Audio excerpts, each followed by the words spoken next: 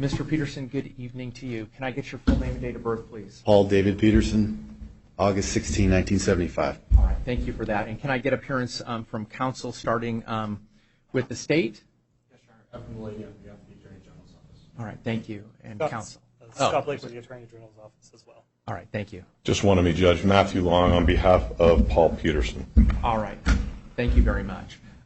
Okay, Mr. Petersen, you're here on a grand jury case. It is case CR 2019-006302. An indictment has been filed against you. It is charging you with one count of conspiracy, a Class 2 felony, one count of fraudulent schemes, that's booked as a Class 2 felony, one count of theft, Class 2 felony, one count of forgery, a Class 4 felony, and 28 counts of fraudulent schemes, and those are charged as Class 5 felonies. Now, you do have your attorney standing next to you who has given me a notice of appearance that your attorney will be representing you for all proceedings in this matter, okay? All right, counsel, you're appearing on to give me your position on your release conditions? Yes. Okay. As we're asking for an OR release, quite aghast at the request here, given the facts, given the circumstances here, and particularly given Mr. Petersen's status. Mr. Petersen has never been arrested. He is born in Mesa, Arizona. He's lived here his entire life. His parents and grandparents are from here, lived here their life. He has children here. He currently works for Maricopa County. He has complete ties here. There's no, there is zero risk of flight. The allegations here we look forward to challenging. Believe that there's a complete lack of mens rea related to Mr. Petersen.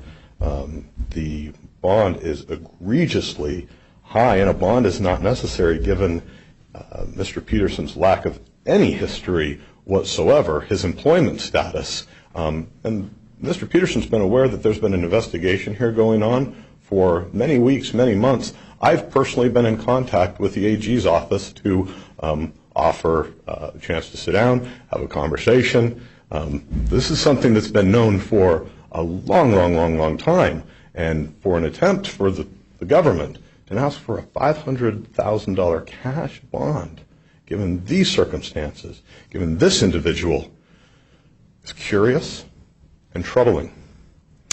Under the standards for bond setting, OR is the default, and there must be some incredible basis to ask for a bond, let alone a bond of this nature, given all of those factors.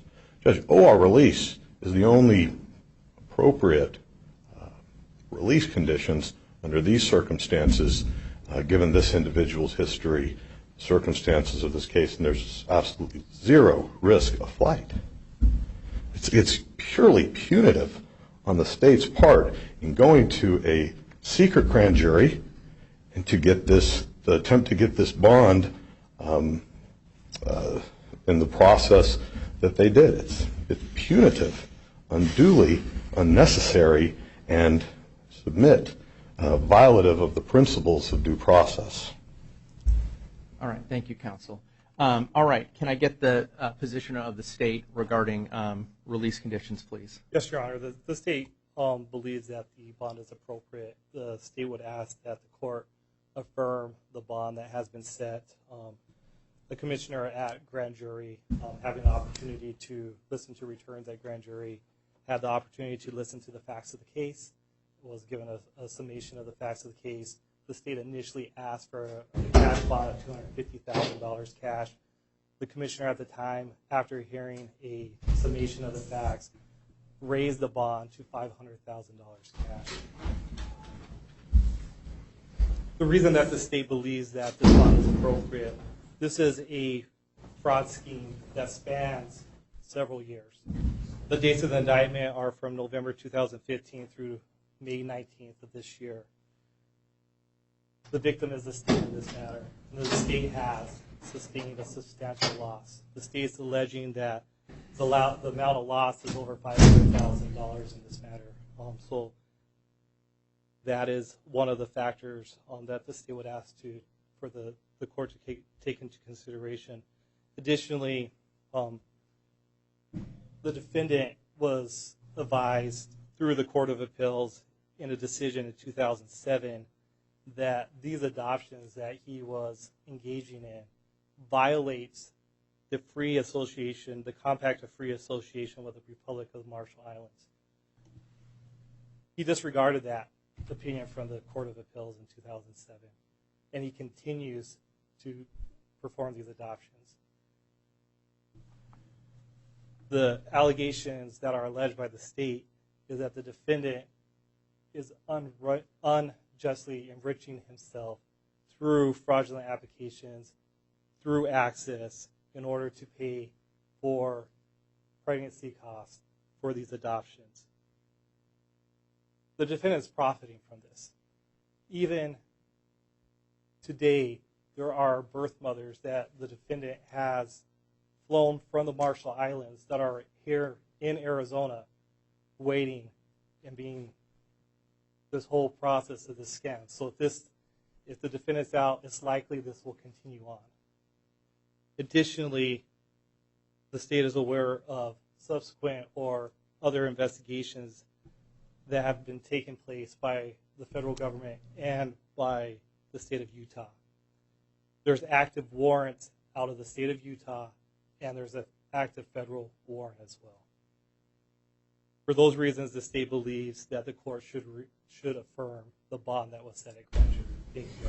All right, thank you, counsel. All right, Mr. Long, any follow-up? Yes, Mr. Bing, Attorney General, Assistant Attorney General may want to look at that Court of Appeals decision again, because it did not go down the way that he presented that. In fact, Judge, at no point did the Assistant Attorney General even attempt to argue that there's a flight risk here, which is the primary basis for bonding. So he affirms that this is a punitive request on their behalf. There's no flight risk here.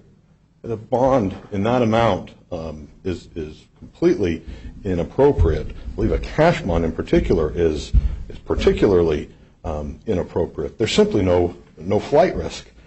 If there are, in fact, holds or warrants in another state or in federal court, that only ensures he's going to be available, going to be appearing. That is the first and primary inquiry that courts must make. And at no point did the Assistant Attorney General even make that argument. Instead, he began with an opening statement, which, if that's their theory, I look forward to that trial, because these are proper business practices that they simply disagree, that we clearly disagree with in the process. And we'll have an opportunity to do that in front of 12 people, in front of in a different court. But their theory notwithstanding, in getting it through a grand jury, there is no flight risk here. There's zero risk of that. This man who has been born and lived in Arizona and Mesa, in this county, his entire life, as has his, again, parents and grandparents, and his family, his ties here are so secure. This type of a bond in this type of a case, it is. We see other cases. We see violent cases, and don't come near this type of a bond, even a request of that. The request is curious. It is troubling. It is troubling that it's come from this office. Judge, apparently the press had information from the AG's office or someone, including the indictment, whereas I was stonewalled. I was not given information by the arresting agency, by the case agent, and even by the Maricopa Sheriff's Office, who at 9:55, based on their system, didn't even show him as being booked in. And yet I called the IA court and learned that, in fact, he was booked in, but he had court at 11 o'clock. And I called multiple times, myself personally, as well as my staff. And so there's a number of irregularities that have gone on here that are very troubling. There's a number of irregularities that seem clearly tied to the Attorney General's office, in that they had announced a press conference tomorrow and provided an indictment to the press, and yet cannot communicate with who this office, that is the Attorney General's office, knows is Mr. Petersen's attorney. I specifically called Mr. Malady, multiple weeks ago. I called him again today. I can't get calls back, yet the press has no problems getting information from their office. I'd also point out that I called in order to inform the Attorney General's office of what may be a very clear conflict of interest, as the Attorney General is currently involved in civil litigation with Mr. Petersen in his role as the county assessor. All of these factors, given the timing, the current year and cycle that we are over the course of the next 12 months, is troubling. It's concerning, especially now that I get an opportunity to see this probable cause statement and the errors, factual errors and legal errors that are clearly here. So there are real concerns, Judge, in seeing procedurally what has happened here and the requests that are going on by this office. All right, thank you. Your Honor, if the state could just briefly address flight risk at this time as well. Yeah, very, very briefly. Very quickly, the defendant does have strong ties to the Marshall Islands. He has flown several individuals back and forth from the Marshall Islands. That is a concern of the state, is that it would be an easy place for him to flee to. So the state does believe there is a flight risk as well. The state has nothing. You never visited there, I take it. Okay. All right, thank you, counsel. And I do appreciate positions from both parties. However, at this stage of the proceedings, irrespective of the comments that there are alleged irregularities, I don't find any irregularities relating to the judicial officer who set this bond. Obviously, that judicial officer did believe that there was a flight risk in here, because the warrant in this case does seek to have Mr. Petersen surrender his passport. So obviously that was a concern at the time that the bond was set.